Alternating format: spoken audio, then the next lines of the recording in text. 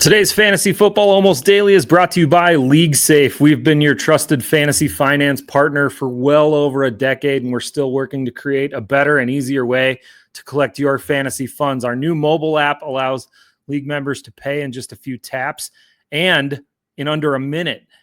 QR codes that people can scan to pay at your draft. It's never been easier to pay for your league and hold funds all season in a safe manner.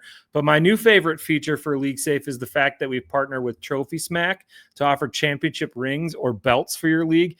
In my league, I chose a championship ring, and it was $3.75 added to my 12-team league. And at the end of the year, LeagueSafe contacts the commish. He asks him who to send the ring to. Simple, easy, completely hassle-free hardware from LeagueSafe and our good friends at Trophy Smack.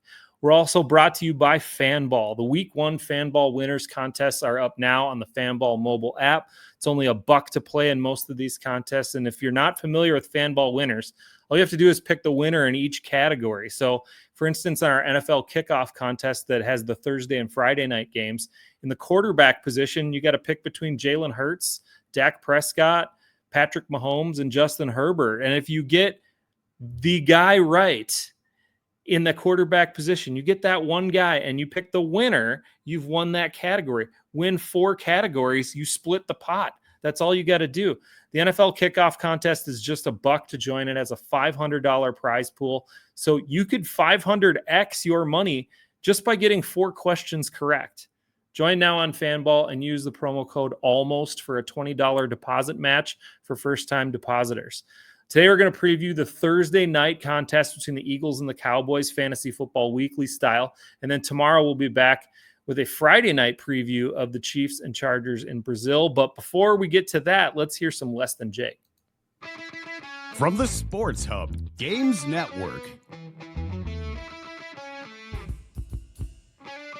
this is Fantasy Football Almost Daily with your host, Matt Harrison.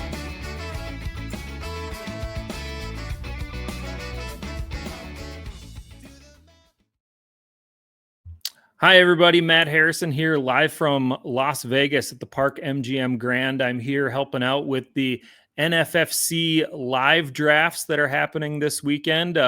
T-Mobile Arena, a little bright behind me. It's fabulous, and it's, right behind me. That's where the Vegas Golden Knights play.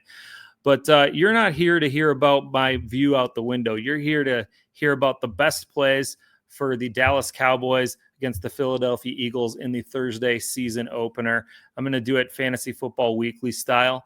And we're going to start on the Eagles side because there's a lot more starters than that side. Jalen Hurts is an easy A grade, as the Cowboys defense was one of the worst in the league at allowing quarterback fantasy points last season. In Hurts' one game against Dallas, he scored almost 36 standard fantasy points in a 4-point passing touchdown scenario.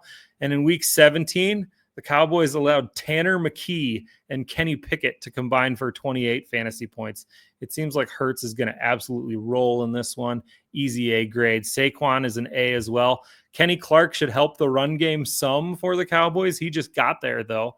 But Saquon Barkley had 167 yards on the ground the last time he faced the Cowboys.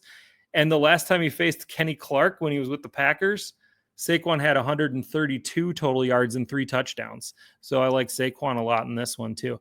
A.J. Brown is healthy and startable with an A grade as well. And I'd even roll out a B grade on Devonta Smith. Trevon Diggs and Kyer Elam are below average cover corners. And Deron Bland gave up more touchdowns last year than both of them. They're both trying to make picks. They're both trying to make pick sixes and highlight real plays. They're not trying to defend players, which is probably your first job in the NFL, which is why Brown had 109 in the first meeting and he scored a touchdown in the second meeting. And Smith had 120 yards and 2 scores in the week 17 contest that Jalen Hurts didn't even play in. So both of those guys startable very much today. Dallas Goedert is the last guy that I think that you'd consider starting for the Eagles. I'd probably leave him on the bench this week unless I had no other option. The Cowboys were better last year against the tight end than other positions that they faced. And while Goedert did score in his one game against the Cowboys last year, he only managed 3 touchdowns all year and only topped 62 yards twice last year. On the Dallas side, you can fire up both CD Lamb and Dak Prescott, and I'm going to give them both A grades. Dak didn't even play the Eagles last year, so Lamb had Lamb had Cooper Rush and Trey Lance chugging him the ball in both games against the Eagles last year, which is why his numbers really sucked last year against Philly. But the Philly secondary is good, but it's not super deep. Quinyon Mitchell and Cooper DeJean, both fantastic, both in their second year. But Adoree Jackson is super beatable. And I imagine the Cowboys try to scheme up Lamb to Jackson's side more often than not. Dak has thrown for multiple scores in 5 straight games against the Eagles, and Lamb has scored or hit, get this, 191 yards in each of his last 3 games against the Eagles. So he scored or hit 191. At least those last 3 games where Dak was the quarterback, I should say. I don't feel nearly as confident about George Pickens, but I will give him a C grade here. I do think that the Cowboys will be in pass-happy mode, maybe a little catch-up mode.